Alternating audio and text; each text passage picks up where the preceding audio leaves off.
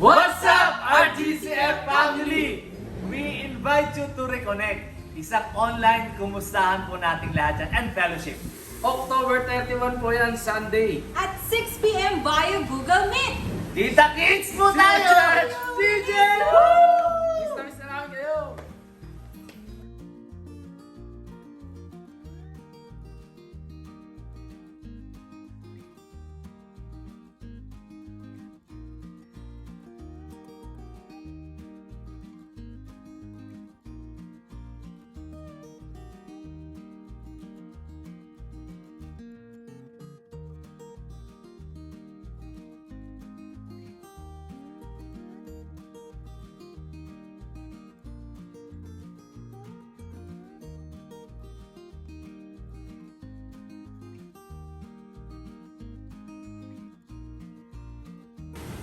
What's up, RGCF family? We invite you to reconnect. Isang online kumustahan po nating lahat dyan and fellowship. October 31 po yan, Sunday. At 6 p.m. via Google Meet. Kita kits po tayo! Church! DJ! Miss na namin kayo!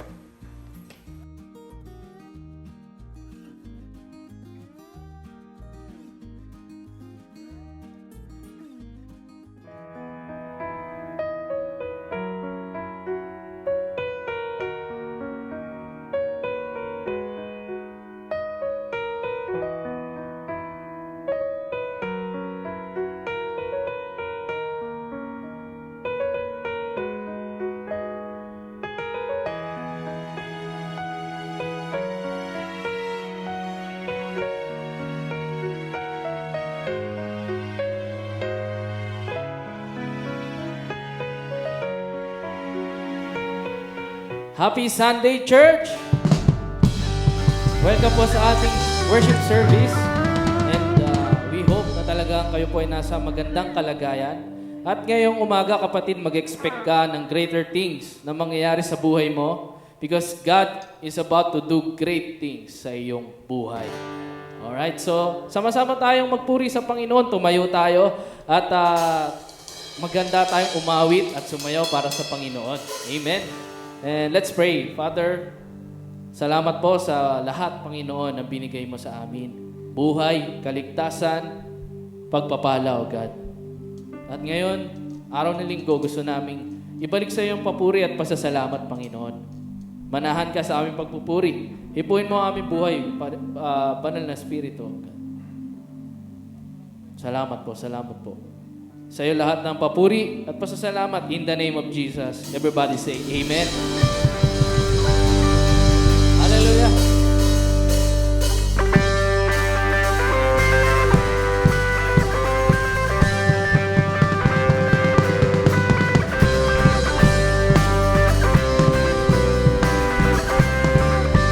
Yes. I belong to you.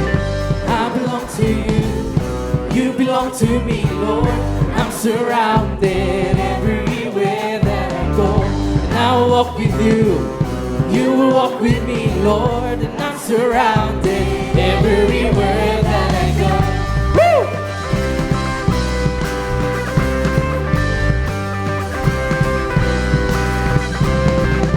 I belong to you. And you belong to me, Lord. And I'm surrounded everywhere that I go. Walk with you, you will walk with me, Lord, and I'm surrounded everywhere that I go, and I am yours, and you are mine. Oh, you promised me, you never leave, you promised me, I'd never forsaken, I believe, your goodness and mercy will follow me, where I go, everywhere that I go.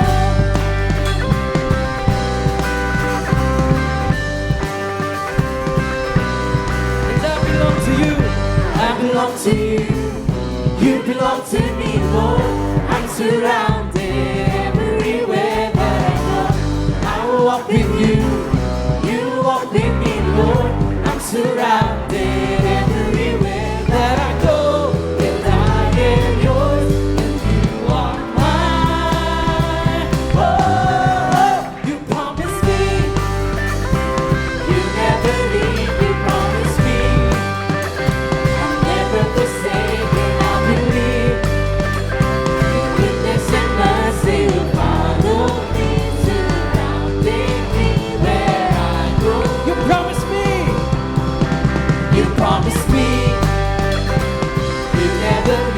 You promised me Thank you, Jesus. I'll never forsaken. I believe goodness and mercy will follow me, surrounding me where I go, everywhere that I go. Thank you, Jesus. Everywhere we look, all we see is you, Lord.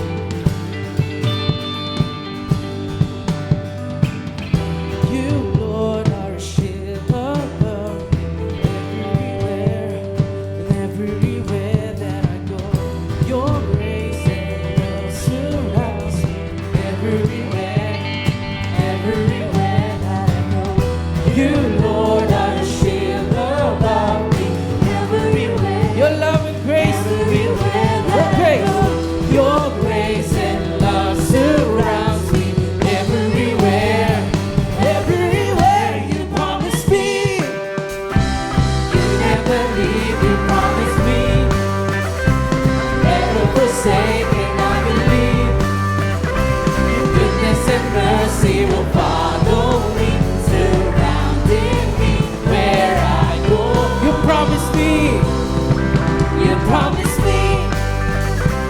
You never leave, you promised me. Never forsaken, I believe. Goodness and mercy will follow me, surrounding me where I go. where I go. Where I go. Where I go. And everywhere that I go.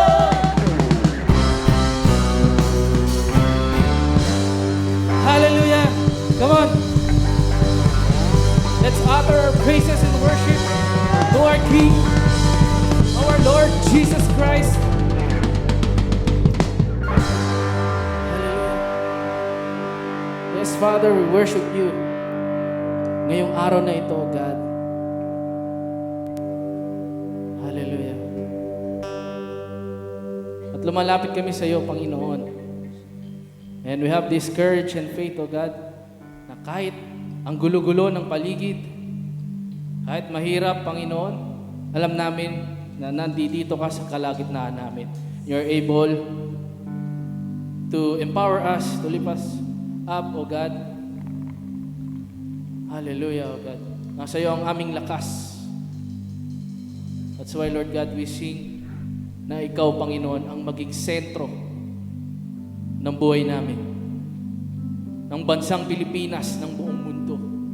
Hallelujah, God. And with you at the center, Panginoon, ng lahat, everything, Panginoon, ay maganda. Hallelujah.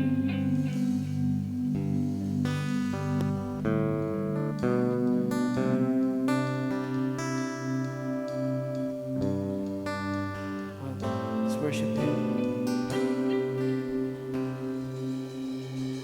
Jesus at the center of it all.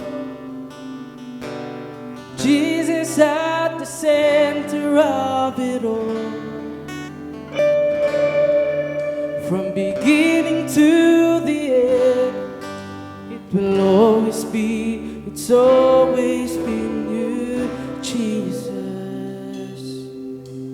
Jesus, Jesus at the center. Jesus at the center of it all. Jesus at the center of it all. From beginning to the end, it will always be, it's always been you, Jesus. Jesus, nothing else matters. Nothing in this world will do.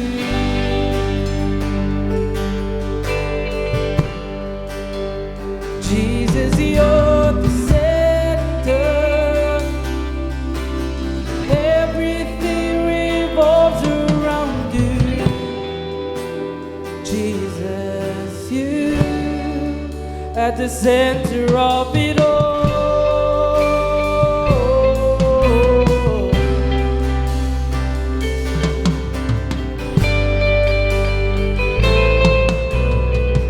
Come on, church, let's sing. Jesus be the center of my life. Jesus be the center of my life. From beginning to the end, you'll always be. It's always been you, Jesus. Jesus, and nothing else matters. Nothing in this world will do.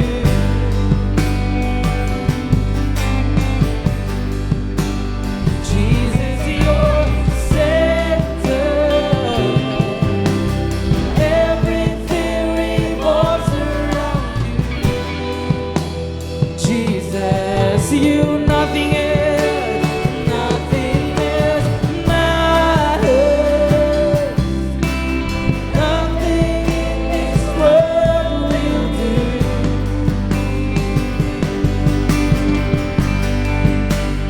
Jesus, you're the center. Everything revolves around you. Jesus, you.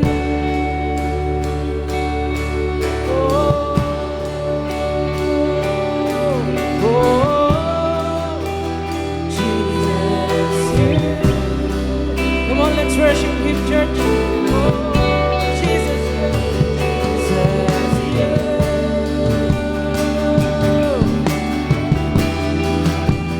Jesus, you. From my heart. From my heart to the heavens, Jesus be the center. It's all about you. Yes, it's all about you. From my heart to the heavens, Jesus be the center. It's all about you. Yes, it's all about this is from my heart to the heavens. Jesus be it's all about you. From my heart to the heavens, Jesus be the center. It's all about you. Yes, it's all from my heart to the heavens, Jesus be the center. It's all about you. Yes, it's all about you. From my heart to the heavens, Jesus be the center. It's all about you, Lord. One more time, church. Let's sing it. From my heart to the heavens, Jesus be the center. It's all about you. Yes, it's from my heart to the heavens, Jesus be the center. It's all about you. Yes, it's all about you.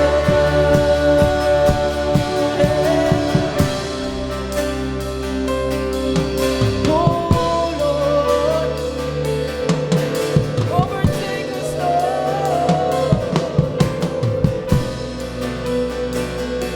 Your kingdom come, your will be done here on earth as it is in heaven. Your kingdom come, your will be done. Oh Jesus,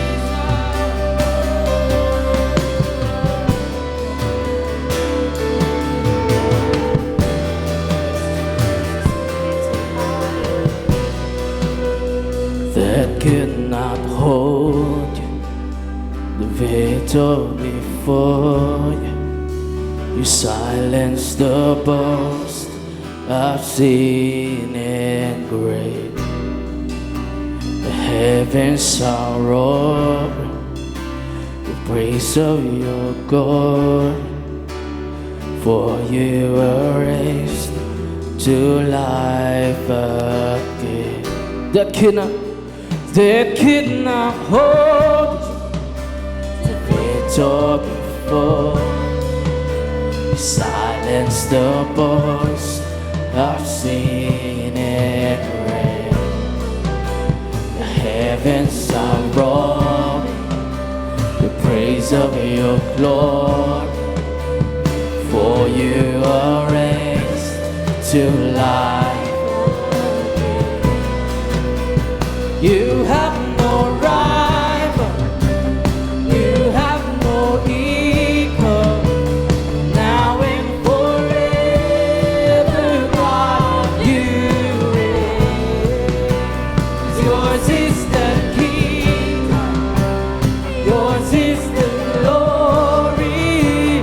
Yours is the reign above all. You have no rivals. You have no rival. You have no equal. Now and forever, God, yours is the kingdom. Yours is the glory. Yours is the name above all names. What a powerful name it is. What a powerful name it is. The name of Jesus Christ, my King. What a powerful name it is. Nothing can stand against. What a powerful name it is. The name of You have no rival. You have no rival. You have no equal. Now and forever, God. Oh, church, yours is the kingdom.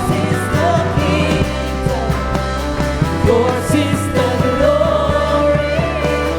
Yours is the name above all names. What a powerful name it is. What a powerful name it is. The name of Jesus Christ, my King. What a powerful name it is. Nothing can stand against. What a powerful name it is. The name of Jesus. What a powerful name it is. The name of Jesus. What a powerful name it is. The name of Jesus.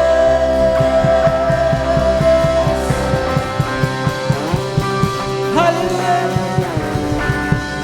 Thank you, Lord.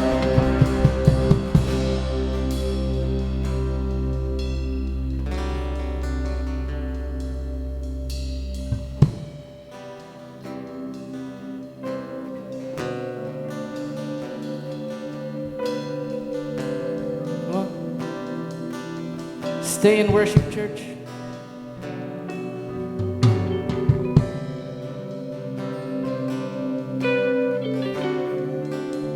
Stay in worship.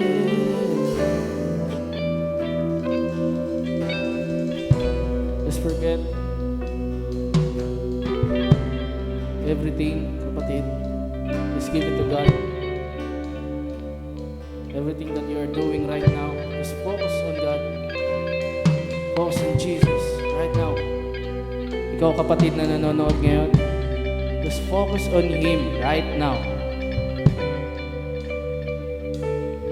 Alalahanin mo yung mga ginawa ng Panginoong Hesus para sa iyo. Mahal na mahal ka niya. Niligtas ka niya, pinatawad ka niya. And right now, kapatid, this is your chance to give back to God. Give your worship to Him. Come on. Just sing your own song. Just sing it.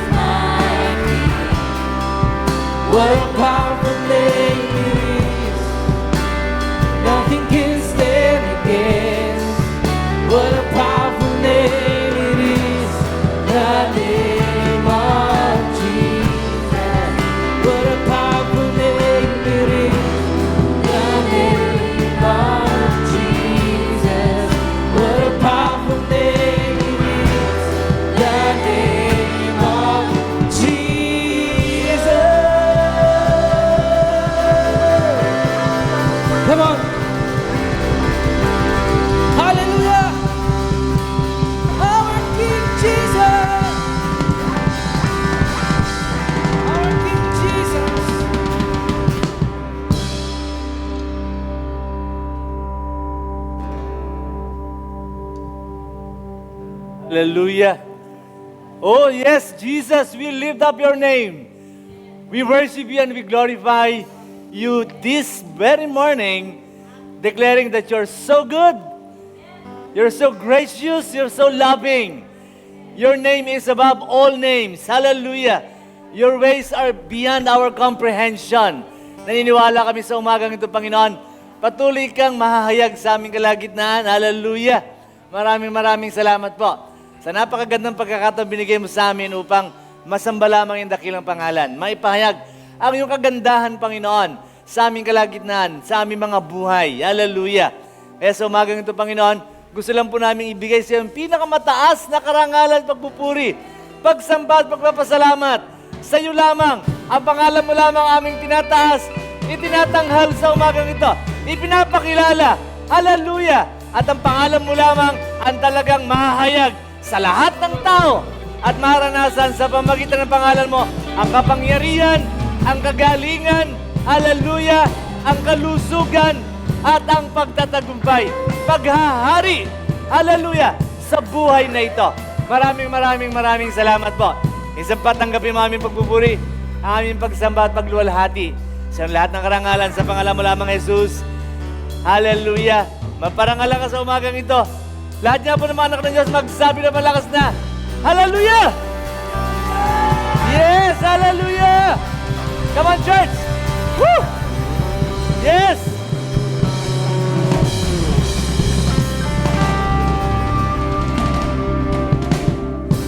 Thank you, Lord. Hallelujah. Yes! Magandang umaga po sa ating lahat. God is good. God is good. And all the time, yes, our God is a good God. Good morning, church. At yan po umaga, magkakasama na naman po tayo sa isang maluwalhating linggo ng pagsamba at pagkilala sa kabutihan ng ating Panginoon Diyos. Amen po ba? Amen. Gusto ko i-welcome yung ating mga kasama sa umagang ito. Nandito po sa on-site. At ilan po sa ating mga kapatid ay kabahagi ng gawain. At kayo po lahat na nasa inyong mga tahanan, datnan ang ating gawain na lalo at laging sumasagana po sa biyaya ng ating Panginoon Diyos. Amen po ba? Amen. May karanasan ng kapahayagan ng kanyang tinapos sa gawa doon sa krus. Hallelujah. Amen. At meron pong karanasan, yes, ng kalusugan, kalakasan, kagandahan, kasaganan sa lahat ng bagay, may kapayapaan at pag-iingat po ng Diyos, lalong-lalo na po sa banta ng COVID-19. Amen. Amen. Hallelujah. Kaya po, sa umagang ito, ay magkaroon po tayo ng pagkakataon na tayo po ay magpahayag ng mga salita po ng Diyos. If you're ready, tayo po lahat ay magpapahayag ng kanyang mga salita. So let's go. Let's start off with our declaration. Okay? And if you're ready, pwede po nating lagay ang ating mga kamay sa ibabaw nating mga dibdib and with the boldness of our faith. Amen. Declaring what our heart believes through our mouth. Ngayon pong umaga, sabay-sabay po nating ideklara ang mga salitang ito, mga katotohanan na alam po nating naging kapahayagan sa pamagitan po ng tinapos na gawa ng ating Panginoon doon sa krus. Okay? So kung ready na po tayo, expect glorious things to happen. Tayo po lahat, let's go. Lord, thank you because you're the one doing great things in my life. You never stop doing good, and I expect greater things to happen this day and the rest of my life. My life is secured in Christ. I am prosperous because of the presence of Jesus in my life. I am the head, not the tail. I am on top and not at the bottom. My business established, flourishing and growing. Increment promotion is mine. I am healthier, stronger, wealthier, and merrier. My family is restored, united in the Spirit, and experiencing peace, joy, and love. I am led by the Spirit.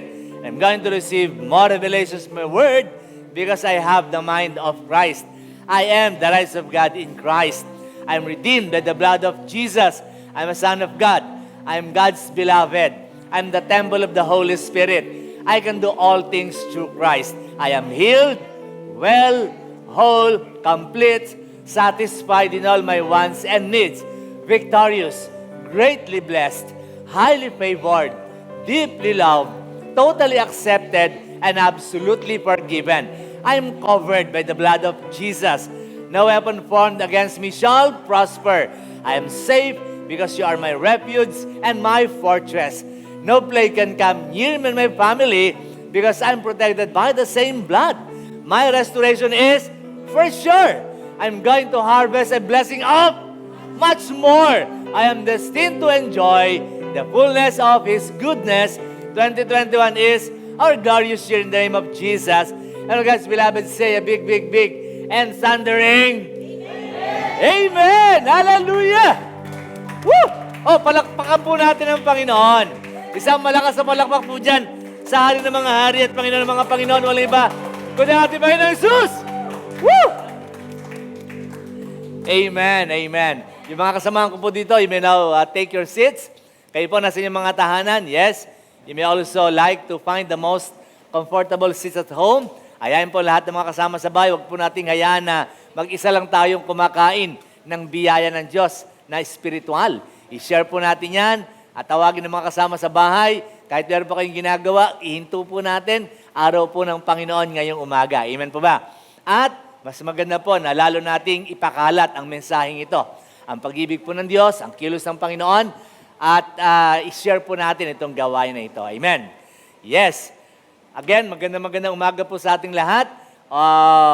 Sa araw po na ito, palapit na po ng palapit ang Kapaskuhan. Medyo lumalamig na po ang panahon.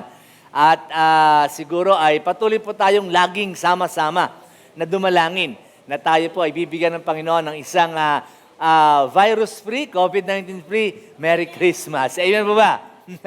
Amen. Marami na siguro naghahanda sa inyo at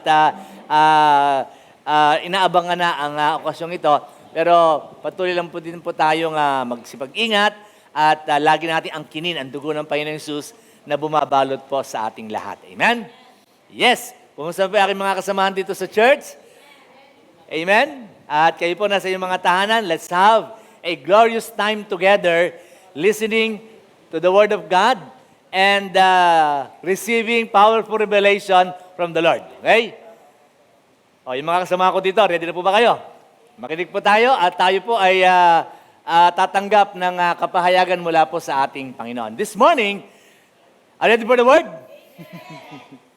This morning, I'd like to share with you out of the ordinary. Out of the ordinary. Simply put, it means unusual. Unusual. Amen. Yan po ay isang bagay na kilos po ng Panginoon sa ating mga buhay. Whether you like it or not, may mga nangyayari po sa buhay natin na kuminsan di po natin naunawaan. Hindi natin naintindihan. It's beyond our comprehension. At kuminsan may mga taong nagtatanong, bakit ba ito nangyayari sa atin? Or may nagsasabi pa nga na, Lord, bakit mo naman ito inalaw? Bakit mo naman ito pinabayaan? Well, there are things that the Lord does not permit. There are things that the Lord does not do sa atin. Pero kahit po nahandyan yan, makikita po natin God is moving in a very special way, in a very mysterious way, para po anumang mga bagay na maaring dinadumadating po sa atin o pinagdadaanan po natin, ay gawin niyang mas maganda po para sa ating lahat. That's how God works in our lives. Okay? So, God is moving in a very unusual way in our lives. Minsan, sabi ko nga po sa inyo, hindi natin maintindihan. Minsan, nagtatanong tayo, bakit nangyayari ito? Now, let's read this verse from Romans chapter 11, verse 34 hanggang 33 hanggang 34 po. Well, this is taken from the New Living Translation. Okay? Basahin po natin. Oh, how great are God's riches and wisdom and knowledge. How impossible it is for us to understand His decisions and ways. Okay? Parang mahirap talaga dahil sobrang taas, sobrang lawak ng kanyang karunungan at ng kanyang kaalaman. Imposible sa atin na maunawaan ang lahat ng kanyang kilos at ang kanyang pagpapasya at ang kanyang paraan sa ating mga buhay. Kaya siguro, huwag maging bitter kung merong mga bagay na dumarating sa atin, atin pong pagtiwalaan ang kilos ng Diyos ayon po sa kanyang mga salita. Ang sabi po sa verse 34, for who can know the Lord's thoughts? Sino makakaalam ng kanyang kaisipan? Who knows enough to give Him advice? Lord, ano ba? Pwede bang itong gawin mo? Ganito ang gawin mo? I mean, who are we to give Him advice? The Lord is knowledgeable, rich in wisdom and knowledge. Amen po ba? Tama po ba? Kaya pag may kilos ang Panginoon, kuminsan talaga hindi natin naunawaan. When God moves, He moves in mysterious ways. Okay? Hindi lamang po love ang nagmo-move in mysterious ways. Okay? Ang original po talaga yan, ang Diyos.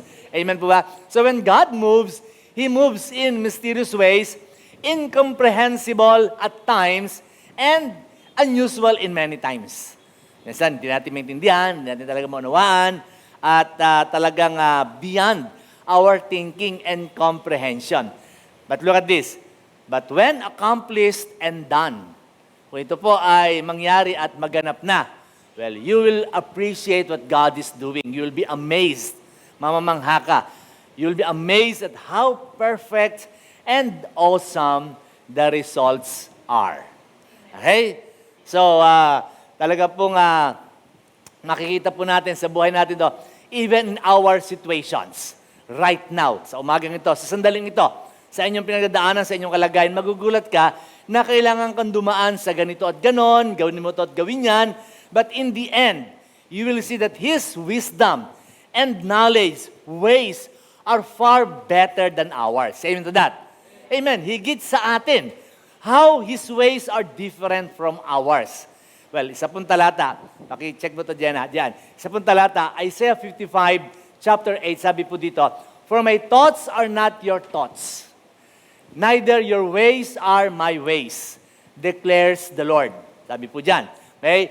Ang aking kaisipan, hindi nyo kaisipan. Ang aking gawa, hindi nyo gawa.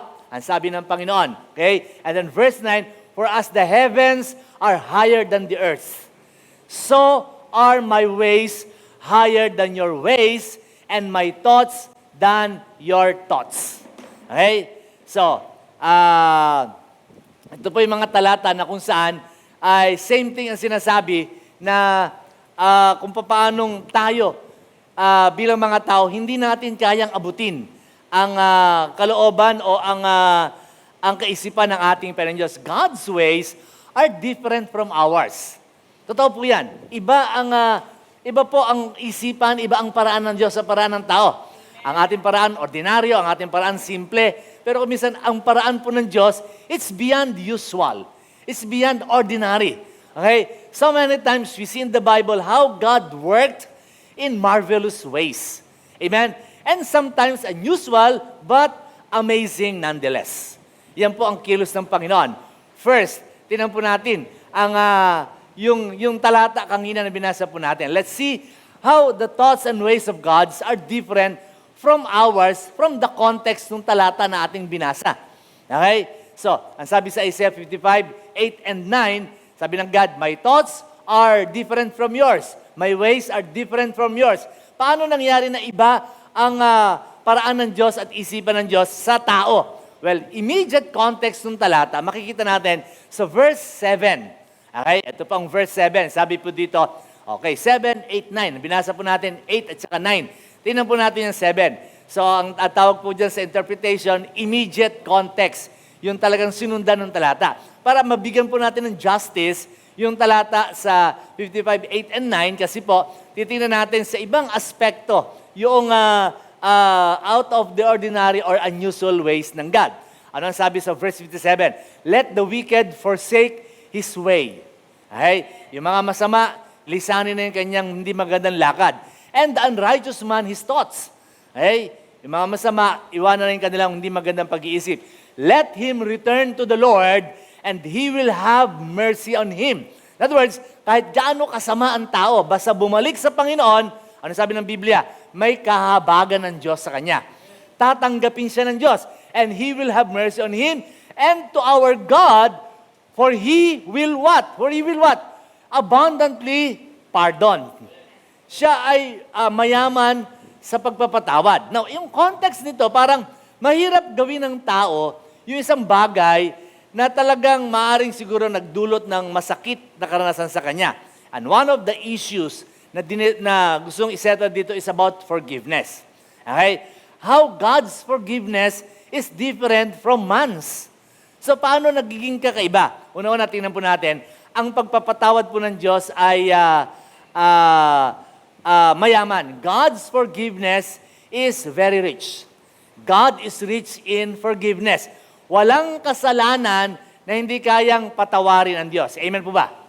Amen. So, kahit gaano kalaki ang kasalanan, kahit gaano kagrabe, however big and grave the sin of man is, in God, He will find forgiveness. Amen to that. Ang pagpapatawad ng Diyos, grabe. Kahit gaano kalaki ang kasalanan, mas malaki ang pagpapatawad ng Diyos sa kasalanan ng tao. Say amen to that. So, how is the way of God as far as forgiveness of sin is concerned differs from man? Ano ang kaibahan? Well, una gusto kong sabihin sa inyo, man's ability to forgive has limitations. Di ba? Kaya kung minsan, maraming nagkaka-issue rito. Struggle ng maraming mga tao. And even, siguro sa mga Kristiyano. That is why, sometimes, man cannot just forgive someone if the sin committed against him is unforgivable. Parang, hindi ko mapapatawad. Kaya dito lumalabas yung mga kaisipan ng tao na sabi nila, hindi ako Diyos para magpatawad. Something like that. Bakit? Kasi sobrang sakit. Sobrang unforgivable, hindi ko mapapatawad. Okay? Kaya ang sinasabi nila, hindi ako Diyos para magpatawad. Or siguro, hindi makapagpatawad sapagkat He wants to get even. Okay? That's the usual response. That's the ordinary reply. Okay? That's the ordinary thing na ginagawa ng tao. Kapag ikaw ay ginawa ng di maganda, anong nasa isip mo? To get even. Revenge is the name of the game. Okay? So, mahirap magpatawad. Okay? Ngayon, anong sabi ng Diyos? Yun yung context. Ang sabi sa verse 7, ang Diyos, kahit gaano katindi ang nagawa mong kasalanan, sa Diyos, kahit gaano kasama ang naging buhay mo, pag lumapit ka sa Kanya, pag nanumbali ka sa Kanya, ang Diyos may kahabagan, bukas ang mga kamay, tatanggapin ka, patatawarin ka kahit gaano kalaki yung kasalanan. Amen po ba? Amen. So pagdating sa verse 8, ano sabi ng Diyos? Kaya magkaiba tayo ng paraan Sabi ng Diyos my ways are higher than yours, my thoughts are higher than yours. Iba ang Diyos. Okay? So to God, there's no sin that is not covered by the blood of Jesus. Amen. Okay? By the precious blood of Jesus, all sins are forgiven. Past, present, and future. Dahil po sa ginawa ni Jesus doon sa krus. Kaya, ang tao, meron siyang pagkakataon na hindi niya kaya magpatawad. Hindi niya matanggap. Ang paraan ng Diyos, iba.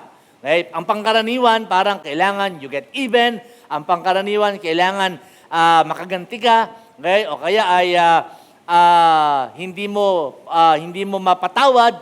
Why? Kasi may limitasyon ang kakayanan ng tao. Ang Diyos wala. As it was echoed by the psalmist in Psalm 103, verse 12. Ano sabi ng talata?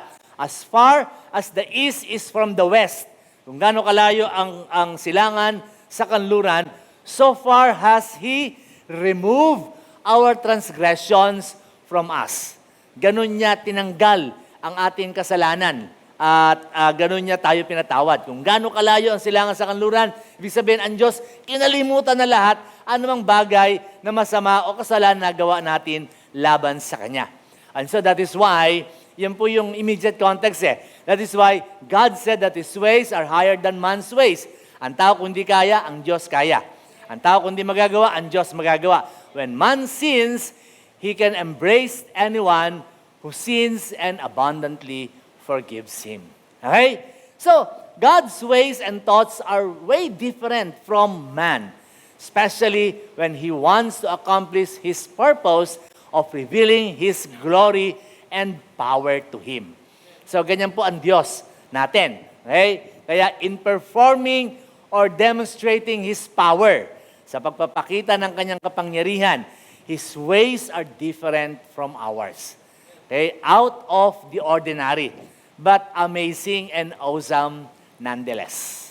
Okay? So, atin pong i-progress itong ating pinag-uusapan. His ways are beyond man's comprehension and understanding. Ang paraan po ng Diyos, talagang kumisan, hindi masakop ng ating kaisipan. Hindi maabot ng ating pangunawa. Okay? Kumisan, yung ating isipan pang simple lang, pero pag ang Diyos kumilos, unusual. Pag ang Diyos kumilos, kakaiba. Pag ang Diyos kumilos, meron siyang strategy, meron siyang style, meron siyang mga means and ways na kung iisipin natin, bakit ganon? Bakit kailangan ganito? Parang hindi ko yata makita na mangyayari yan. But you know what? Ang Diyos, pag kumilos, kahit na unusual, kahit hindi pangkaraniwan, okay? Pag ang Diyos kumilos, kahit na hindi ordinaryo, okay? Ang dulo po noon, maunawaan natin, mayroong punong-puno ng karunungan at mayroong pong magdudulot po sa atin ng kasiyahan at ng pagliligtas. Well, sabi ko nga po sa inyo kanina, reading the story sa Biblia, makikita po natin kung gaano ka-unusual kumilos ang Panginoon Diyos. Simulan ko po sa ilang pag-share sa inyo ng ilang mga bagay o kwento, how God really do things out of the ordinary. Okay? Now, tingnan po natin. When God told Noah to build an ark, okay? In Genesis chapter, ano ba yung chapter ba yan? Chapter 6, 8. Okay? So, when God told Noah to build an ark, well, siguro makikita natin, building an ark, sabi ng God, magtayo ka ng ark, barkong malaki. Okay? Ang sabi ng God, specifically, saan niya itinayo, saan niya ginawa? Sa tuktok ng bundok. Okay? Now, by building an ark on top of the mountain, easily invites bullying. Easily invites ridicule. Di ba? Parang, ano naman ang reason mo bakit magtatayo ka ng bangka ang layo-layo sa tubig, nasa ibabaw ng bundok? I mean, something like that. Okay? Hindi maintindihan ng tao kung bakit ganun ang paraan ng Diyos. So, people who saw Noah building an ark on top of the mountain, well, it invites ridicule. Okay? At para bang pinagtatawanan siya, kasi bakit ka nga naman gagawa ng ganong klaseng kalaking bangka sa ibabaw ng bundok? Para saan yan? In the first place, hindi pa naman sila nakakakita ng baha. Hindi naman sila nakakita pa ng ulan. So para saan yan? It doesn't make sense. In other words, okay? Why build an ark so far from the water where the ark will be used? Para ba saan yan? But you see, the ways of God are different from man. Okay? May paraan siya na kung susundin mo at isasagawa mo yung kanyang layunin, makikita mo, oo nga, mas mahusay at mas marunong ang Diyos kaysa sa ating lahat. When God told Joshua, okay, as they are crossing, as they are campaigning, okay, as they are campaigning, going to the promised land, campaigning laban sa kanilang mga kaaway, okay, sabi ng Diyos, the last city na kanilang dapat tawirin ay ang Jericho. Okay? Now, when God told Joshua to do things na gagawin nila para maitapol ang walls of Jericho, you may think that, well, it doesn't make sense. Okay? Parang kakaiba yata ito. Anong sabi ng Diyos sa kanila? For 6 days, magmamarcha ka, iikot ka one time sa buong city. Okay? So, isang ikot sang araw and do that for 6 days. Okay? On the 7th day, iikot sila 7 times. Okay? Iikutan nila yon. And pagkatapos, after that, anong gagawin nila? They're going to shout. Okay? As simple as that. Ano sabi? How can you topple a wall so tough and so thick? Okay? By just circling around it. Parang hirap yata nun. Nagmumukha tayong mga loko-loko nito. Okay? Wala tayong ginagawa kundi imikot. Sana meron man lang tayong bulldozer, sana meron tayong maso man lang para tibagin natin itong wall na to. But anong sabi ng God? Ikutan nyo lang yan. And on the last day, okay, last ikot, sumigaw lang kayo. And you know what? Nung ginawa po nila yan, hallelujah, okay? Nung ginawa po nila yan, ay anong nangyari? Yung wall ay bumaksak at ang baksak niya paloob. So in other words, these are the things na kung iisipin mo, parang kakaiba, parang unusual. But you know what? God has His ways in doing things. Ano po ba ang rason bakit ganyan ang kilos ng Panginoon? Makikita natin to maging sa ating mga buhay. Okay? Another story is when God told Gideon, okay, to defeat the Midianites. Okay? So, ang mga Israelitas ay sinalaki ng mga Midianita at sila ay naalipin ng mga Midianita. Now, humingi silang tulong sa Panginoon. And then, anong ginawa ng Diyos? Kanyang pinuntahan si Gideon at si Gideon ay kanyang tinawag para iligtas ang mga Israelita o ang Israel sa kamay ng mga Midianita. From the hands of the Midianites. Now, look at the story. Okay? Makikita natin yan sa Joshua chapter 6. Okay? When Gideon was asked by God to raise an army. Okay? Ang dami ng kalaban nila, mga Midianita. Okay? Sabi ni Gideon, lahat ng gusto lumaban, pumunta rito lumaban. Okay? Ilan lahat ang pumunta, nag-response sa tawag. I want you in the army. Okay? Ilan na? 32,000 men.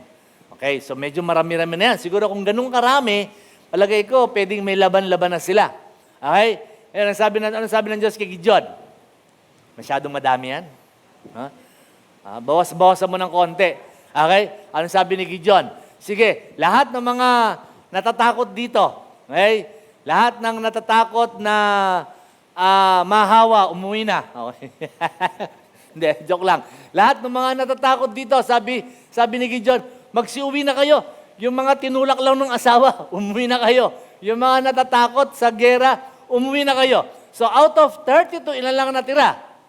10,000. Okay, sabi ni Gideon, Lord, 10,000, pwede na to. Okay? Sabi ni Gideon, 32, baka may laban na tayo sa 32. Okay? 32,000, may laban-laban na tayo. Pinabawasan agad, naging 10,000. Siguro sabi ni Gideon, I think his heart shrunk, no? Parang nanliit yung kanyang puso na 32 na nga lang, 32,000 against so many. Pinabawasan pa, naging 10,000 na lang. Anong sabi ni Gideon? Lord, eto na, 10,000, pwede na to. Anong sabi ng God? Hindi, marami pa yan. Marami pa yan, 10,000. Ha? Lord, paano? Okay, so gumawa ng test si God hanggang sa matira. Ilan lang tira? 300. So, Gideon's 300. Kung ikaw si Gideon, siguro panireklamo mo. Lord, 32, hindi na nga namin kakayanin. 32,000, baka tagilid pa, tapos naging 10,000. And now you're asking me to reduce it. Okay? 300 na lang ang natira. Parang, Panginoon, paano kami lalaban nito? Panginoon, paano kami mananalo nito? You see? I mean, hindi ito magkakasa sa utak natin. Bakit ganyan kumilos ang Panginoon? Sabi ng God siguro, 300. Siguro naman, pakinggan nyo ito, siguro naman, kung 300 lang ang sundalo mo, pero itong 300 na ito, fully equipped, high-tech, no? Ang mga weaponry. Siguro, may mga laser, may mga machine gun, tapos, siguro balot ng bakal. Kung 300 lang ito, pero may mga basuka siguro at saka equipped ng talagang advanced weaponry and technology. Yung bang pagka may pinindot ka, boom, sasabog agad sila lahat. Siguro, kahit 300 lang, pwede na eh. No? So, ano ang kanilang ginamit? Sabi ng Lord, sige, sabi ni Gideon, Lord, ito, 300. Okay? Okay, ano sabi ng Panginoon? Okay, itong gagamitin ninyo, pichel at torotot. Okay? Pichel at sulo. Ayan, okay? Yun lang ang gagamitin ninyo. So, siguro sabi nila, okay, konti lang ang aming tao, pero siguro kung high-tech naman ang kagamitan, pwedeng panalo. You know what? No, anong mangyayari sa pichel, tapos torches, tapos anong gagawin natin dito? Okay? What we're going to do with this? Okay? So how can we subdue our enemy with this? You know what? Iba ang paraan ng Diyos. Okay? Unusual. Out of the ordinary. Pero ano nangyari? Okay, nung sila ay lumaban na 300, okay? Nagulat yung mga kalaban nila doon sa kinreate nilang ingay at sa kinreate nilang yanig at dagundong na mga tao ay natakot at you cannot underestimate the move of God.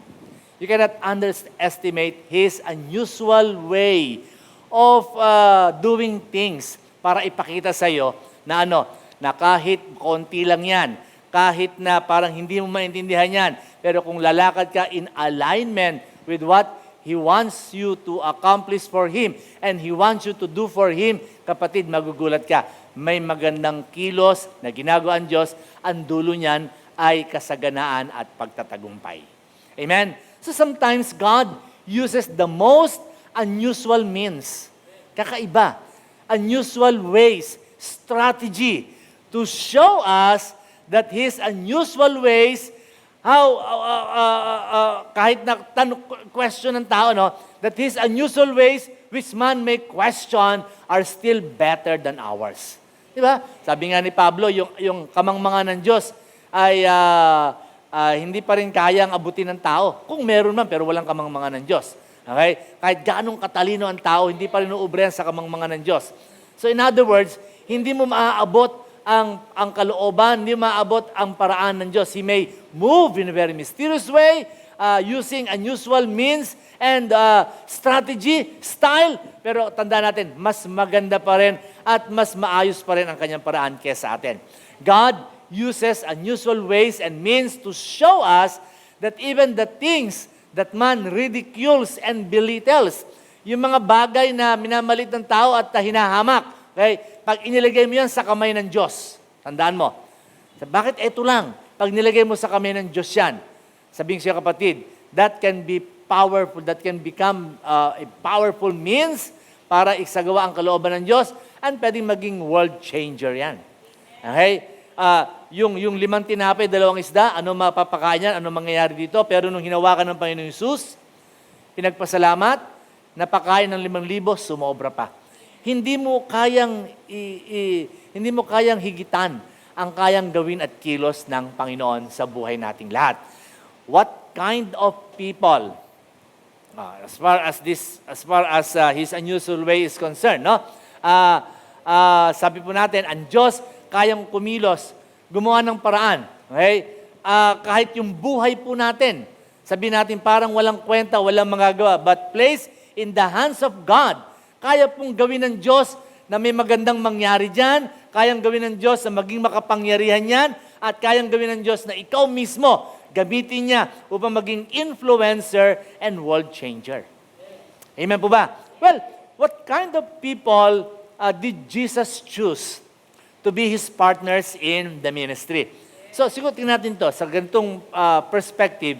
Paano ba pumili ang Diyos ng tao sa kanyang ministeryo na magagamit para maging katuwang niya sa misyon? Are these people whom Jesus will leave the mission to extraordinary people? Itong mga taong ito, kung saan iiwanan yung ministry, ito ba yung mga taong grabe? Halimbawa, malapit na pong eleksyon. Anong qualification ang hinahanap mo sa isang magiging pangulo? Anong pinag-aralan? Kasama ba yan? Anong plataforma? Ano ang kanyang moral standard? Di ba? So, naghahanap ka ng qualification. Yung bang mga so far, yung bang mga nag-file ng kanilang mga candidacy, mga qualified ba sila? Okay? So, may mga taong meticulous sa pagpili ng mga kandidato kung papasa sa kanilang standard. Okay? Educational background, morality, family, performance, accomplishment, ano ang kanilang pwedeng sabihin na resume para pumasa sa iyong pamantayan. Well, nung pumili ang Panginoon ng mga tao na gagamitin niya, ano ang kanyang naging pamantayan? Siguro sa isip ng tao, kapag ikaw ay pipili ng mangunguna, kailangan mataas ang pinag-aralan, kailangan maganda ang background, pwedeng may sinasabi sa lipunan, at mga kilalang mga tao. Okay? Yung ba mga tao na pinili ng Panginoong Jesus na makakatuwang niya sa ministeryo, are they extraordinary people with great standing in the society? Meron bang mataas na pinag-aralan itong mga taong ito? People who are well-respected and honored by their peers? Ganun ba sila? Itong mga taong ito? The thing is, actually, is the other way around. Yung pinili ng Diyos, kakaiba kung ikaw o ang pipili ng tao. Yung pinili ng Diyos, pwedeng hindi pipiliin ng marami. Okay? Yung pinili ng ating Panginoon Jesus selected His soon-to-be disciples out of the ordinary. Okay? Uneducated, simple people, unqualified. Okay? Ito yung mga tao nakita natin ginamit ng Panginoon. Okay? Upang i-accomplish ang kanyang purpose. Pero alam niyo mga kapatid, pakinggan niyo ito. We saw how God used the marching and shouting of His people to topple a wall. We saw God using pitchers, torches to defeat a nation. Diba? Yun lang nakita natin, no? Nakita natin yung mga bagay na ito. Okay? And God can also use ordinary people to preach the gospel, to further the kingdom of God, and to turn the world upside down. You see? Mga di pangkaryon. Ano ba? Sa atin po dito, paano ako magagamit ng Panginoon? Well, I tell you what. Okay? Ikaw, kahit simpleng tao ka, nakikinig ka sa akin ngayon, okay? Subalit ang puso mo, kinihipo, kinikilos ng Panginoon, may magagawa ka para sa Kanya. Amen. Hallelujah. So, itong mga taong pinili ni Jesus, pangkaraniwan, walang pinag-aralan, hindi sikat sa lipunan. Itong mga pinili ni Jesus, hindi magaganda ang background. Fishermen, pangkaraniwang mga tao lang. Pero makikita natin, ang Diyos kumikilos sa paraang hindi papasa kung tayo lang ang titingin. Pero alam natin, ang kanyang kilos at gawa, higit na mas maganda kaysa sa pangkaraniwan sa ating lahat. So what happened? Okay? Ano pa nangyari? Well, this batch of nobodies, walang kwenta, walang sinabi. Okay? Fishermen, ordinary people, but they gave their lives. Okay? They gave their lives to God and spent time with the Master. Alam niyo, ito yung pinakamahalaga eh. Okay? Kahit wala kang kwenta, wala kang sinasabi, basta ikaw, kasama mo ang Panginoon. Okay? nasa ilalim ka ng pagtuturo ng banal na Espiritu. Hallelujah. Yakap-yakap ka ng pagmamahal ng Diyos. Kapatid, kahit napakasimple mo lamang, may kayang gawing extraordinary ang Diyos para sa iyo. Para sa iyong buhay at para sa iyong pamilya. Okay? They were used mightily by God in bringing salvation to men and became, sabi nga ng mga kabataan, influencers and world changers. Di ba? Paano ka magiging isang positibong influencer sa panahong ito? Okay? Paano ka magiging positibong channel of God's blessing? Paano ka magiging positibong tagapagdala ng mabuting balita? Well, out of the ordinary, pwede natin sabihin, pangkaraniwan ka lang, ordinaryo ka lang. Pero ang Diyos kumikilos. Ang kanyang paraan, hindi po natin masasabi. Ang kanyang paraan, maaaring hindi pangkaraniwan, unusual, pero nagdadala po ito ng totoong magandang bunga, pagtatagumpay, at sabihin po natin kaayusan sa buhay po ng mga tao. So from the unusual ways and means, victory was gained, battle was won, and God's mission was carried out. Di po ba? So, kuminsan, talaga, hindi natin matatansya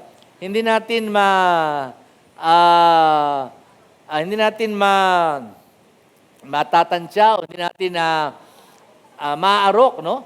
Ang kilos ng Panginoon. But that's how God works. No? Sabi nga niya, my ways are higher than yours, my thoughts are higher than yours. Sino tayo para magbigay payo sa Panginoon, di po ba? Napakayaman ng kanyang karunungan, napakalawak ng kanyang kaalaman. Minsan po, may mga bagay tayo na hindi natin maintindihan. Bakit nangyayari ito sa ating mga buhay? I perceive, no? Nararamdaman ko at I discern. And siguro, pwede ko sabihin, meron sa atin dito na meron na rin mga pagtatanong. Bakit nangyayari ito sa buhay nila? O bakit nangyayari ito sa buhay ninyo? Yan ba ay hinahayaan ng Panginoon? Yan ba ay kanyang pinapahintulot? Alam po niyo, may paraan ang Diyos. May mga paraan siya na ginagamit para sa tao, subalit tinatanggihan ng tao. At ayaw nilang maganap ito sa kanilang mga buhay. Pero let me tell you what, sa mga kasamahan ko po dito, at sa inyo pong lahat, kung magtitiwala lang po tayo sa kanyang kilos at paraan. Amen? Mararating natin ang dulo nito na may kaayusan, kagalingan, kasaganaan at pagtatagumpay. Amen? Alam po ninyo, maraming bagay na kuminsan hindi natin maintindihan bakit nangyayari sa buhay natin. Such is the case of Joseph. Okay? Si Jose, you've been hearing the story of Joseph. Pero sa punto ito ng ating pag-uusap, sinasabi sa atin ng Banal na Espiritu yung buhay ni Jose na hindi maintindihan bakit nagiging kaganapan sa kanyang buhay yan. Kahit gaano katinding pagsubok ang nangyayari sa kanya, si Jose, hindi siya nagkaroon ng anumang pagtatanong. Okay? Nagtiwala siya sa kamay ng Diyos na kumikilos sa kanyang buhay. He was thrown into a pit, nalagay sa balon, pinagbili bilang isang alipin, sold as a slave in other country, charged of crime he did not commit. Diba? Pinagbintangan sa isang krimen na hindi niya ginawa at pagkatapos ay nakulong. Well, now, if you are in the shoes of Joseph, ano ang iisipin mo, anong sabihin mo? Lord, bakit naman ganito ang ginagawa mo sa buhay ko? Bakit naman ganito ang nangyayari? Bakit mo naman ito pinababayaan? Bakit mo ito hinahayaang mangyari? Lord, bakit may pandemic? Bakit may virus? Bakit may crisis? Bakit nawalan ako ng trabaho? Bakit ganito nangyayari sa pamilya ko? Lord, bakit mo naman hinahayaan na ganito? You know what? In the case of Joseph, sa lahat ng yan, anong nangyari? Wala siyang kinalaman, pero wala rin siyang pagtatanong. Hinayaan po lamang niya kasi alam niya na may paraan ng Diyos na kahit hindi niya ito naunawaan sa ngayon. And let me tell you this, kapatid, pwedeng yung nangyayari sa iyo, ngayon, hindi mo ito naunawaan sa ngayon. Okay? Pero ito ay magdadala sa iyo. In the case of Joseph, magdadala sa kanya sa mas magandang kalagayan sa buhay. Amen. At nakita po natin yan. Ang plano pala ng Diyos, in advance lang si Joseph. No? Although he went through such trials and so many things na pwede natin sabihin parang unfair at injustice sa kanya, pero in advance lang ng Diyos yon. Inuna ng Diyos na si Jose ay mapunta sa Ehipto para ano? Para ihanda ang kanya bang anak sa isang darating na famine upang iligtas sila sa taggutom at bigyan sila ng provision sa panahon na si Jose ay namamahala sa Ehipto. Amen po ba? Hindi natin malalampasan, mahihigitan ang karunungan ng ating Panginoon Diyos. Pwedeng hindi mo naiintindihan sa ngayon. Makinig ka. I appeal to you. Pwedeng hindi mo naiintindihan sa ngayon. Maging sa amin po, sa akin, may mga bagay na nangyayari sa akin, hindi ko naiintindihan bakit nangyari. Nung ako po ay na-hospital, napasok ako sa ICU, hindi ko naiintindihan. Wala naman akong sakit, bakit ako nasa ICU? Hindi ko maintindihan yon. Okay? Isang araw, isang gabi, 2 araw lang ako nag-staycation, 6 digits ang binayad. Hindi ko maintindihan yon. Di ba? So, paglabas ko, wala akong sakit, pero napasok ako sa ICU. Grabe. No? Ang katabi ko, mga critical na mga COVID-19 kaso. Ba't ako naandun? No? Short of saying, Lord, ba't mo ako pinadala dito? Bakit ako nandirito? But you know what? Alam mo, yung kilos ng Panginoon, hindi mo maunawaan sa amin, pero maintindihan natin, kaya niyang kumilos sa isang kaparaan na kahit hindi mo kaya, hindi mo din sa ngayon, may magandang idinudulot sa ating pare-pareho. Yan. At naunawaan ko, ang pag-iingat, pagliligtas, at ang pagmamahal ng Diyos. At ang pagbibigay niya ng provision sa akin at sa amin, grabe ang ginagawa ng Panginoon. Amen po ba? Amen. Para ito sa isang bagay na magbibigay ng kabutihan din sa iyo. Unusual, out of the ordinary. But if you will let God to do His ways, which are higher than ours, okay, you will see how amazing and powerful it will turn out for you. Minsan, magugulat ka, nawalan ka ng trabaho. Nalulungkot ka, nagtatampo ka, hindi mo alam, may mas magandang paglilipatan ng Diyos sa iyo.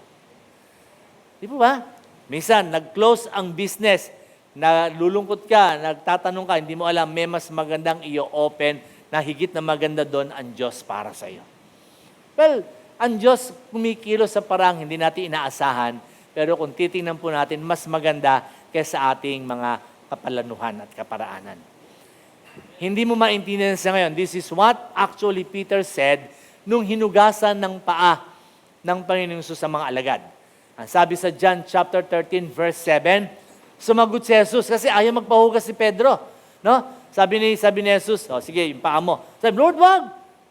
Nakakaya naman sa iyo, Lord. Sabi ni Pedro, wag mo hugasan.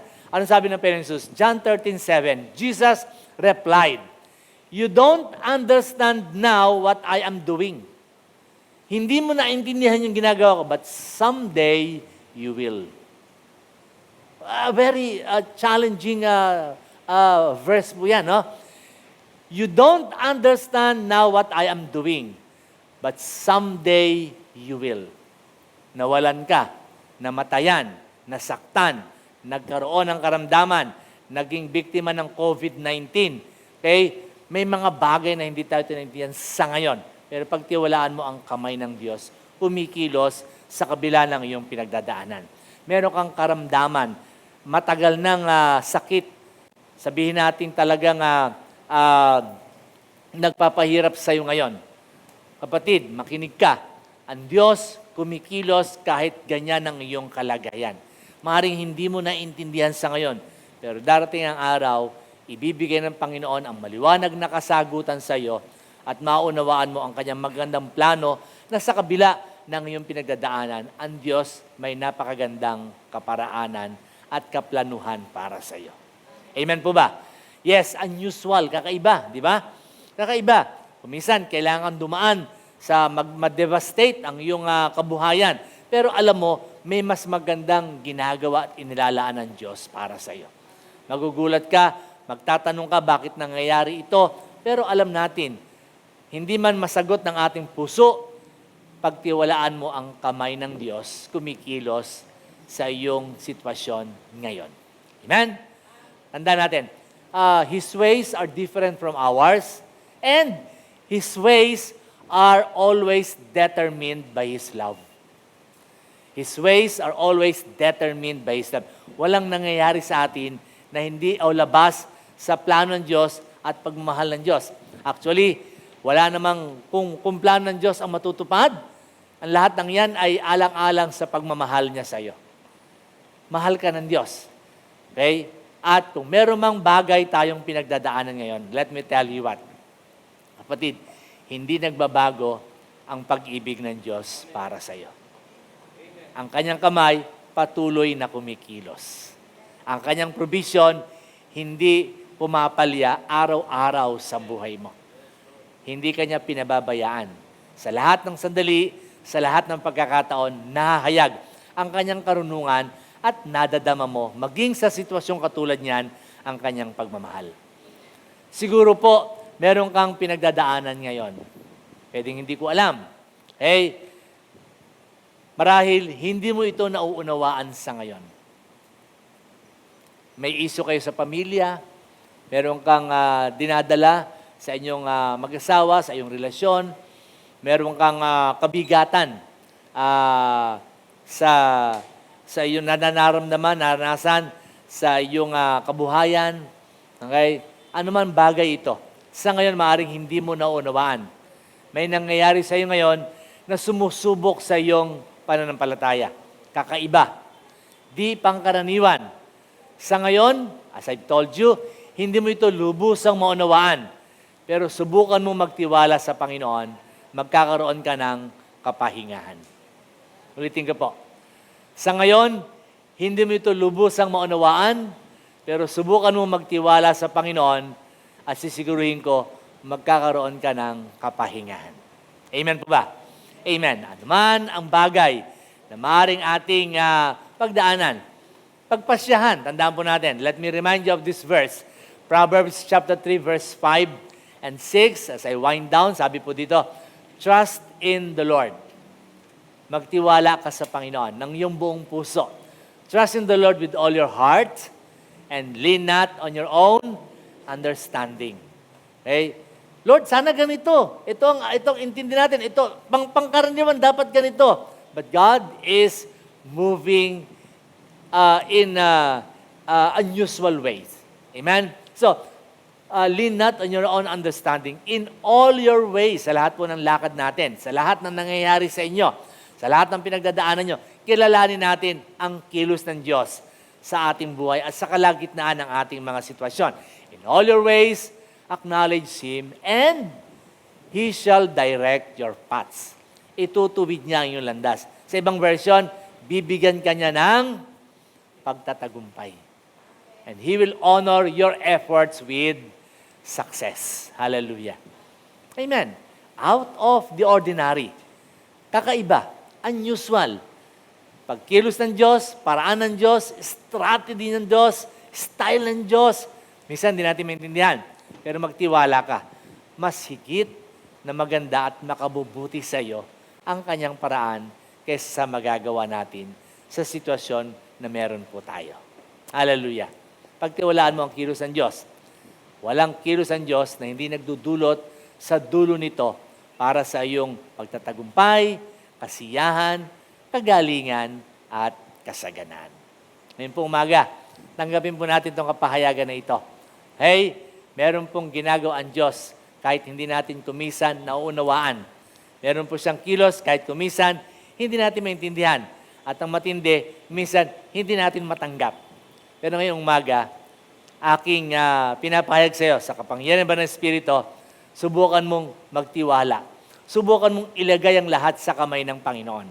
Hayaan mong siya ang kumilos, kahit kakaiba, kahit di pangkaraniwan, at kahit parang hindi natin matanggap at maunawaan. Sabi ko nga po sa inyo, ang lubos na pagtitiwala sa kanya magagawa, magdadala sa iyo para sa iyong puso, tumanggap ng kapayapaan, at sa buhay mo, lumakad sa kalubusan ng kanyang biyaya at ng kanyang pagpapala. Amen po ba? Amen? Well, sa umaga pong ito, let us pray. Panalangin po natin. Hawakan natin ang mga puso. Makaranas po tayo ngayon sa umagang ito ng lubos na kaaliwan mula sa Panginoon at kalakasan po mula sa Kanyang mga salita.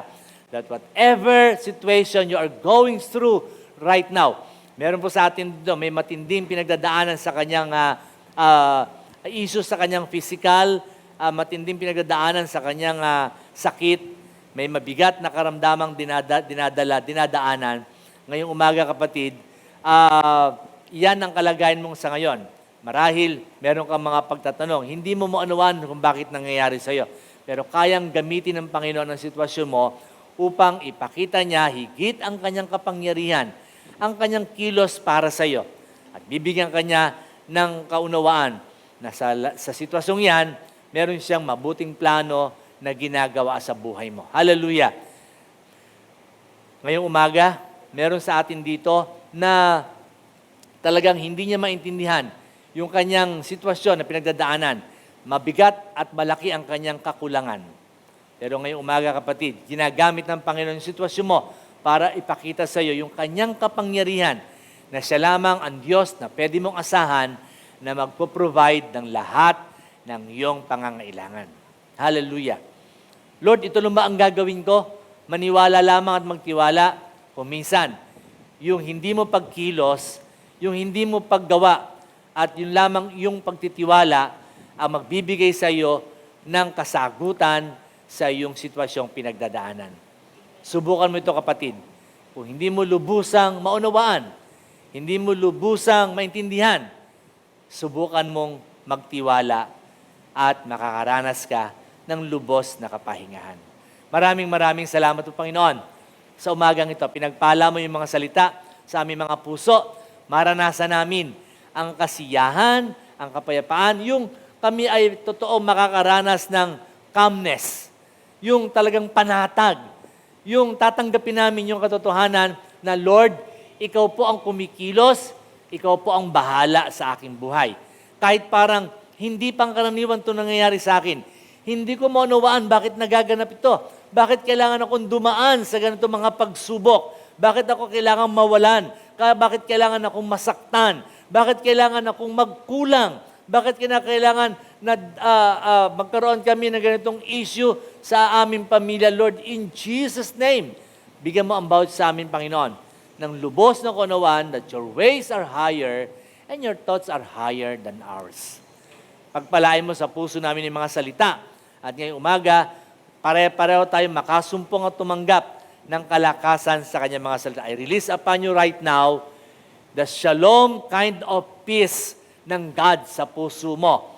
Yung magtiwala ka sa kanyang magagawa. Kahit na ang mundo nag-o-offer na parang wala ka nang magagawa, lahat na nakapaligid siya nagsasabi, hindi mo nakakayanin yan, hindi mo na mapagtatagumpayan, wala ka nang pwedeng magawa dyan. Ang Diyos kumikilos, may himala na katapat ang iyong sitwasyon, kapatid. Magtiwala at sa lahat na nagtitiwala, hindi sila napapahiya. Mangyari sa buhay mo yan, kapatid, ngayong umaga. Maranasan mo ang patuloy na kilos ng Diyos. He moves in mysterious ways. Mahimala, mahiwaga ang kanyang kilos. Kung magtitiwala ka at patuloy mo ilalagay sa kanyang kamay ang lahat ng yan, maranasan mo ang lubos na kapayapaan, ang kaaliwan, ang pagtatagumpay, ang kaayusan, at ang kasaganaan sa buhay mo ngayon at sa darating na panahon sa pangalan natin, Panginoong Jesus. Lahat po tayo magsabi ng amen. Amen and amen. Hallelujah. Kung meron po sa atin dito ngayong umaga, nakasama natin sa panambahan, na hindi pa niya lubusan na ipagtitiwala ang kanyang buhay sa Panginoon. So, balit nais mo na ngayong umaga, magkaroon ka ng relasyon sa Kanya. Pwede mangyari sa iyan sa pamagitan ng simpleng panalangin. Panalangin ng pagtanggap at pagkilala, pananampalataya kay Jesus bilang sariling Panginoon at tagapagligtas. Kung yan ang nais mo, pwede mong gawin yan sa isang simpleng panalangin. Sumunod ka sa panalangin ito. Sabihin mo ito. Ako ang magpa-pray, susunod ka, pero sa totoo lang, panalangin mo ito para sa Kanya. Kung meron dito sa ating umaga, nais tanggapin sa'yo sa Kanyang buhay, sundan mo ang panalangin ito. Tayo manalangin. Panginoong Jesus, maraming salamat po dahil mahal mo ako. Ikaw ay namatay sa krus para sa akin at sa katubusan ng aking mga kasalanan. Ngayong umaga, nananampalataya ako sa iyo. Sa iyong tinapos na gawa doon sa krus, tinatanggap kita sa aking buhay, pinapapasok kita sa aking puso bilang sariling Panginoon at tagapagligtas. Maraming salamat sa buhay na walang hanggan. Ako ngayon ay anak ng Diyos at tulungan mo ako na lalong lumago, lumalim sa pagkakilala sa iyo at mabuhay sa ilalim ng iyong biyaya. Sa pangalan mo lamang, Jesus. Amen. Kung ikaw ay sumabay sa panalangin yan, ikaw ay pinanganak na muli, lumago ka, patuloy kang lumalim sa pagkakilala sa Panginoon, dumalo ka sa mga gawain katulad nito, at makaranas ka ng kalubusan ng kanyang biyaya. In Jesus' name, Amen.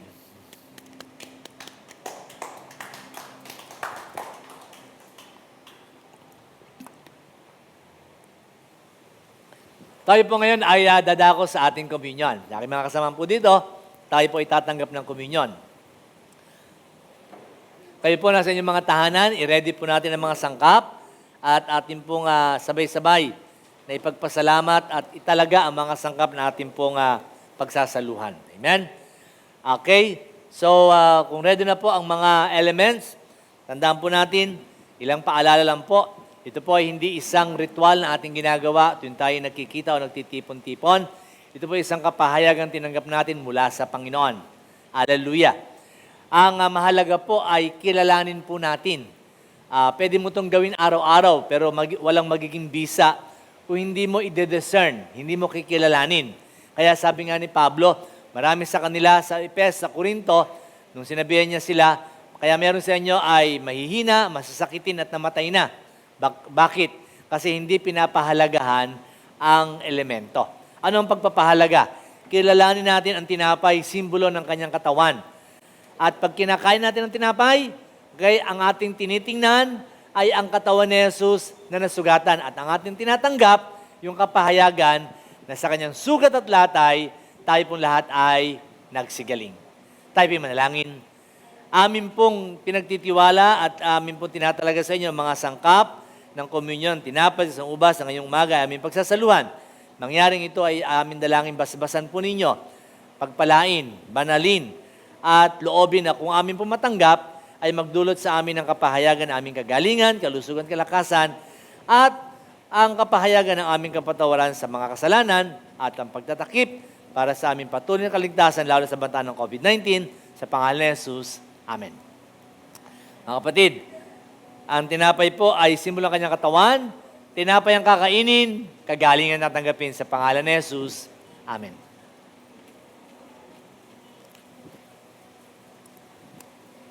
Ang katas po ng ubas ay simbolo ng kanyang dugo na buhos sa Kalbaryo, nagpatawad po sa lahat ng mga kasalanan at patuloy nagtatakip sa ating lahat, sa ating kaligtasan, anumang unang kapahamakan, lalo na po sa banta ng COVID-19, sa pangalan ni Jesus, sabay-sabay po natin inumin ang dugo ni Jesus. Amen.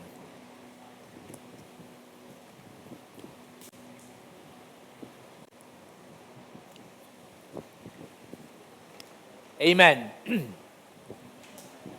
Tayo po ngayon ay dadako sa ating panalanginan. Yan ko po mga kasama ko dito sa church. Tayo po ay magsitayo. At tayo po ngayon ay dadako sa panalangin. Kayo po nasa inyong mga tahanan. Sumama po kayo sa panalanginan. Panalangin ng pagpapasalamat, panalangin ng pagtatalaga sa Panginoon, at panalangin ng paglalatag ng ating mga kahilingan sa Kanya. Okay? So tayo po lahat ay sabay-sabay na dumako sa Espiritu ng panalangin. Tayo po manalangin. Maraming salamat po aming Panginoon Diyos. Pinupuri ka namin, sinasamba ka namin sa umagang ito. Ikaw ang nagpupuno ng aming lahat-lahat para sa amin at kinikilala namin ikaw ang pinagmumulan ng lahat ng mabuting bagay. Tinatanggap namin ang iyong biyaya, pagpapala. Salamat po sa lahat ng biyayang aming tinanggap, sa mga pagpapalang aming naranasan, mga kagalingan, sa pag-iingat, kalusugan, pagpapala sa aming mga kabuhayan, pagpaprovide sa aming mga pangailangan. Hallelujah! Maraming salamat po sa pag-iingat po nyo sa amin, sa lahat ng bagay na aming ginagawa, pagpapala sa gawa na aming mga kamay at hanap buhay. Pinupuri ka namin hanggang sa umagang ito, taglay namin ang kalakasan, taglay namin ang kasiyahan. Pinupuri ka namin sapagat hanggang sa mga sandaling ito, naranasan namin yung pagmamahal at ang iyong yakap. Pinupuri ka namin, maraming salamat po sa mga nagdiwa ng kaarawan, tumanggap ng mga kasagutan sa mga dalangin, at ngayong umaga ay may mga tanging pagpapalang tinanggap mula sa Panginoon, sabay-sabay tayo magpasalamat sa Kanya. Pinupuri ka namin, Panginoon Diyos, tanggapin mo ang aming taus-pusong pasasalamat. Tinataas ka namin sa iyong kagandahan loob sa aming lahat. At ngayon naman, sa inyo nandito ngayon, sa inyong mga tahanan, kung meron po kayong mga kahilingan sa panalangin, sabay-sabay po natin pagtiwala ang lahat ng yan sa Panginoon. Kapatid, ano man ang iyong pangangailangan, ang Diyos mayaman at magbibigay katugunan sa iyo. Ano man ang iyong kahilingan sa panalangin, ang Diyos sumasagot. Ano man ang iyong dinaramdam, ang Diyos nagpapagaling. Sa madaling salita, kapatid, walang bagay na hindi kayang gawin ng Diyos para sa iyo. Ano man ang iyong concern sa panalangin ngayong umaga, sabay-sabay nating ipagtiwala sa Panginoon. Panginoon, Ikaw ang aming solusyon sa anumang problema namin. Panginoon, Ikaw ang katugunan sa aming pangangailangan. Ikaw ang nagpupuno sa lahat ng aming kakulangan. Hallelujah! Ikaw, Panginoon, ang bibigyan ng kasiyahan sa lahat ng may kalungkutan at mayroong kahinaan, kalakasan mula sa iyong banal na Espiritu. Maraming salamat po. Hindi namin hahayaan na kami aalis sa lugar na ito o sa gawain ito na hindi iniwan ang lahat ng kabigatan sa iyo at hindi tumanggap ng kapahingahan mula po sa iyo. Tanggapin mo, kapatid, ang kapahingahan mula sa Panginoon, kalakasan, ang kaaliwan mula sa Kanya. Magministeryo ang banal na Espiritu sa iyo at sa iyong buong pamilya at patuloy maranasan sa pangalan ni Jesus ang kagalingan sa pamamagitan ng Kanyang sugat at latay. Tanggapin mo. Let healing flow right now. Be strengthened. Be rooted in your faith. Sa pangalan ni Jesus, sumagana ka sa lahat ng bagay at maranasan mo ang Kanyang kilos sa araw-araw. Patuloy Kanyang gamitin upang maibahagi ang pag-ibig at ang pagliligtas ng ating Panginoong Hesukristo. Pinagpala kang lubos, ngayon at magpakailanman. Pagpalain mo ang bansang ito, aming Panginoon. Pagpalain mo ang church na ito. Pagpalain mo ang bawat pamilya na kasama namin sa gawain ito. In Jesus' name, maranasan nating lahat ang masagana na pagpapala nating Panginoon sa pangalan ni Jesus. Amen at Amen. Amen. Yes, magandang umaga po sa ating lahat. Patuloy lang po tayong dumalo sa ating mga gawain. Nightly po ang ating prayer covenant at 8 p.m. midweek service po. Para po sa mga dumadalo, alas 8 po yan. And every Sunday po, 9:30 online. And kung gusto nyo pong dumalo sa gawain every Saturday, on-site, darating po na pag-pray po natin, baka magkaroon tayo ng on-site every Sunday. Well, may kilos po na ginagawa ang Panginoon. Happy birthday sa mga celebrators po natin for the month of October. God bless you more and more. And ano pa ba? If you want to honor the Lord, your tithes and offerings, nandiyan po ang mga account numbers. And Youth Nightlife, next Sunday po. Hallelujah. Share Heaven. Next week, meron po tayong Share Heaven na feeding ministry. Hallelujah. Napakabuti po ng Panginoon para po sa ating lahat. So ngayon pong umaga, magdiwang po tayo sa Kanyang pagpapala, sa Kanyang kagandahan loob. Hallelujah. Have a glorious Sunday, mga kapatid. Pinagpala ng Diyos ang Kanyang mga anak sa umagang ito. Patuloy kang magtiwala sa magagawa niya. Makaranas tayo ng kasaganaan. Have a glorious Sunday. Pinagpala tayong lubos at tayong lahat magsabi ng malakas na Hallelujah! Hallelujah!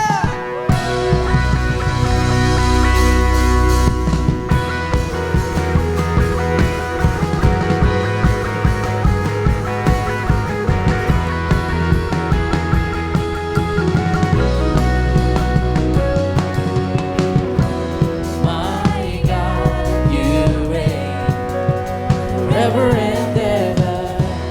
I praise your name.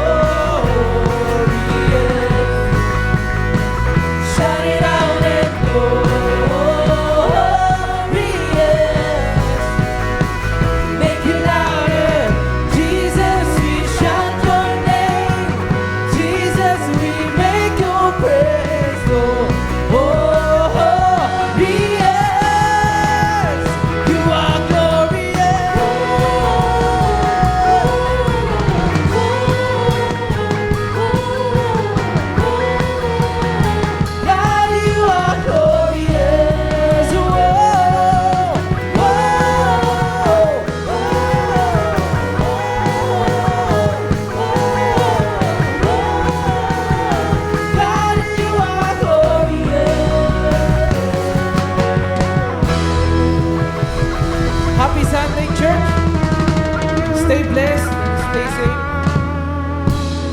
See you next week. What's up, RGCF family? We invite you to reconnect. Isang online kumustahan po nating lahat yan and fellowship. October 31 po yan, Sunday. At 6 p.m. via Google Meet. Kita Kids po tayo! DJ! Woo!